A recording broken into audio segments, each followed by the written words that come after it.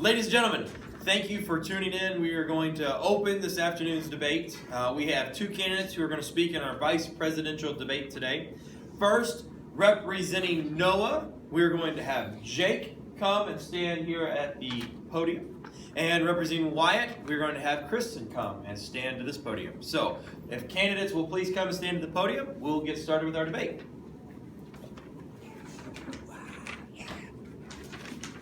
Okay, we're going to begin. Ladies shall go first. So, Kristen, if you will please introduce yourself and Wyatt to those in the audience. My name is Kristen Hufford. I am Wyatt Sowers' vice president. I will be speaking for him today and what he would like to happen for the school. Yeah. Okay, Mr. Phillips, if you will begin, please. My name is Jake Phillips, and I'll be running for vice president for Noah Crutcher, and I'm gonna be going wherever he wants, I guess. So, yeah. Okay. Ms. Hubbard, we're going to start with you. The first topic of the day is going to be movies. History teachers often like to show movies in class. Do you believe that there should be a limit to movies that are shown in class as far as the number of movies shown, or should teachers be allowed to show however many movies they want? I believe that there should not be a limit to movies in classes if the movies are educational and going along with the topic that is being talked about. If it's off topic and they're just done with notes and it's the end of the quarter, then I think there should be a limit to it. Mr. Phillips, your response. I agree completely with that. I see no problem with that. Mr. Phillips, do you believe that students should be required to have permission slips to watch movies in class, whether educationally related or not? No, I don't think so. That seems unnecessary. I agree. Okay. Ms. Hufford, some teachers like to give work along with their movies. Do you believe that teachers should be required to give work when they show a movie? I think that you should only have work required with the movie if the kids are not paying attention. If the kids show no interest in the movie or are sitting there talking during the whole time, then they're not learning about what's going on the topic of the subject that's going in history. So I think if there's some kids paying attention, some kids not, then the kids that are not should have the work. Mr. Phillips? I agree with that as well. All right, Mr. Phillips, history teachers often give notes in class. Do you believe that notes should be required for students to take? I don't think they should be required, but I do feel like they are a very necessary part, so. I feel like notes should be required because you sit there and you write down the information that is needed on the test. If it wasn't important, then the teacher wouldn't have given it to you. Okay. Ms. Hufford, since you say that we should be required to take notes, should teachers count them for points in class? Yes, I think that teachers should have them as points because it goes to show that they're actually writing it down and looking at them and reflecting on their test. Mr. Phillips? No, I do not. Because if you took the notes and you put enough time and effort into them, you should have already gotten a good grade on the test. Because you could get mediocre grades in tests and still get by with the notes. As long as the notes were low, maybe that could pass, but otherwise, no. Mr. Phillips, with notes, should teachers monitor whether students are taking notes, whether they count for points or not, and if so, how did they monitor whether the notes are right? Yes, I think they should. Because if they're not very good notes, I'm not too sure about that. But with the amount of points per notes, I think that would matter because, like I said in my last statement, it would definitely mess up the grade system. Sever?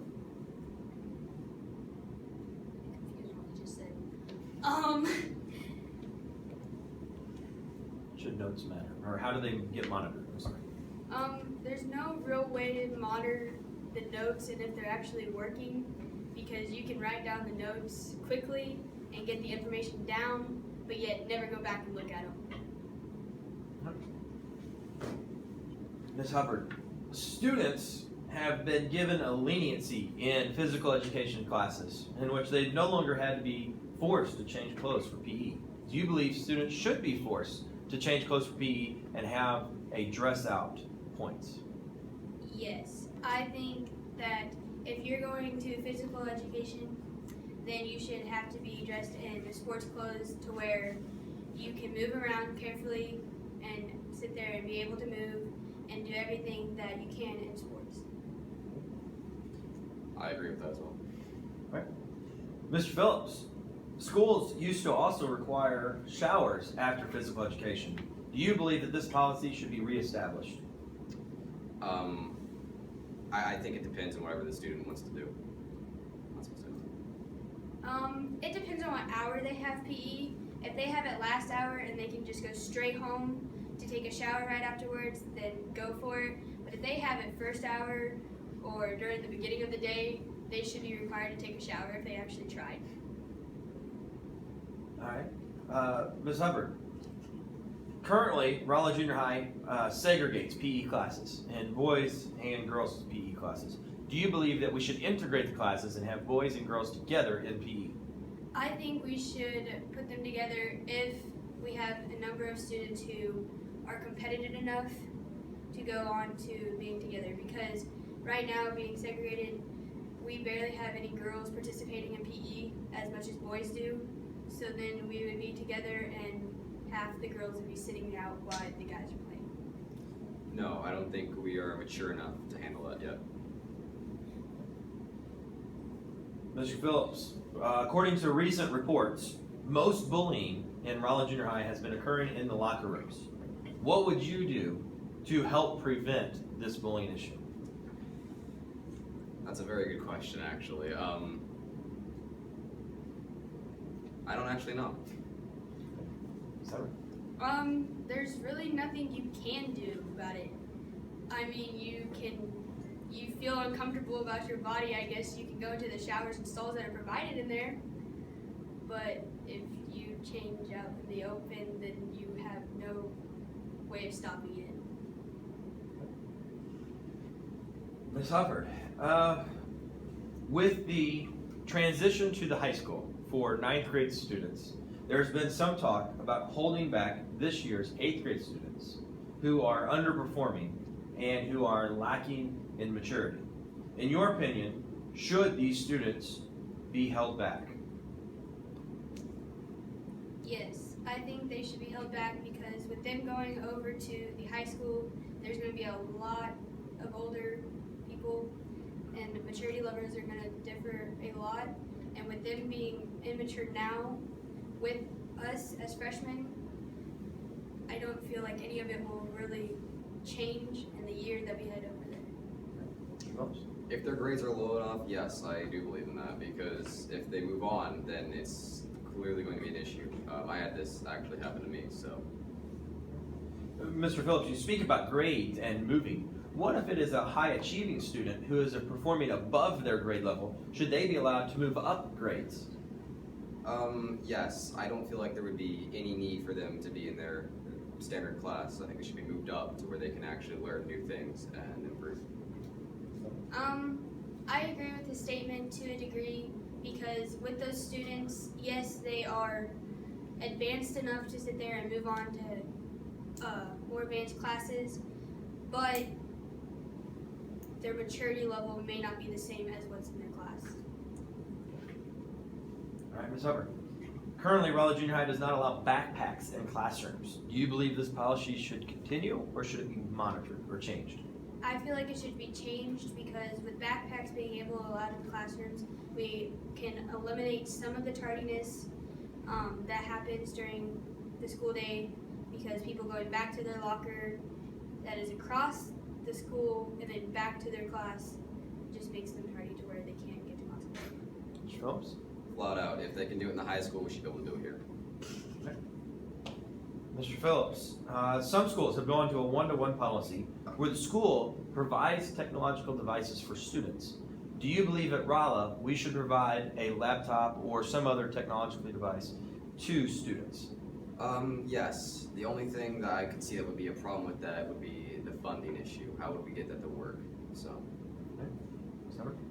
I agree with the statement, but as the funding issue, St. James has their laptops, but they also have a deposit down of helping them if they damage it, then they don't get the deposit back, and it just goes to buy a new computer. Ms. Hufford, as an athlete, some athletes can perform at very high levels even though they may not be of certain ages. Do you believe that junior high students who could not currently participate in varsity sports should be allowed to do so if they are deemed good enough?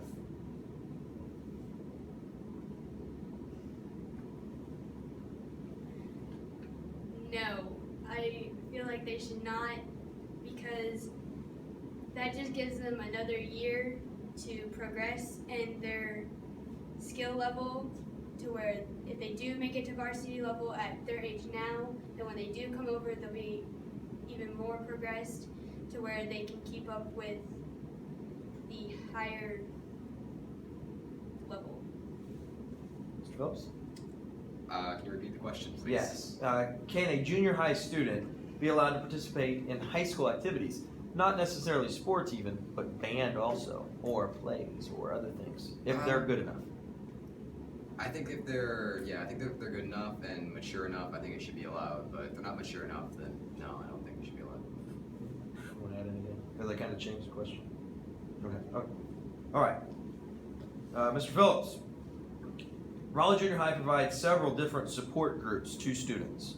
Examples being for students who have lost family members or who are suffering through difficult times. Mr. Phillips, do you believe that Raleigh Junior High should change the number of support groups that they have, either more or less, or are we doing a decent job in what we're currently doing? I think we're doing a good job. Yeah. Right? Hubbard? I agree. Okay. Ms. Hubbard, your last question. Should things like recess naps and other rewards be determined by grades? Therefore, if a student is a high-performing student, should they be rewarded with things such as recess or naps? I feel like that is not appropriate, and as you get older, more things become more demanding, and if you are a advanced student, then you're going to have a lot more work on your hands, to where you need to pay attention, you need to be focused.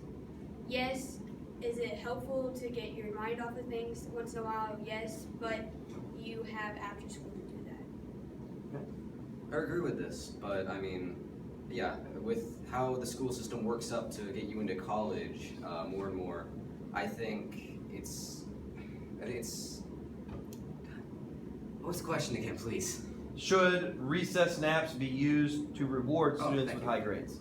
Yeah, like I said, it works us more and more up to the college phase, but I do think maybe Bulldog Bucks maybe would be a good idea, so you can get packs of gums or whatever you want, really. Last question for you, Mr. Phillips. Grades have proven to be an important factor thus far in the election. Can you please describe your current grades and how that will impact you as vice president? Ooh, okay. So far I've gotten A's and B's so far, so doing pretty good. Suffer? I have A's and B's.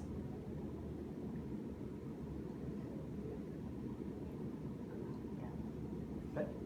All right, last thing that you need to do, we're going to wrap up this. You have 30 seconds to close yourself and your candidate. Anything that you would like to promote for your candidacy? Ms. Hufford.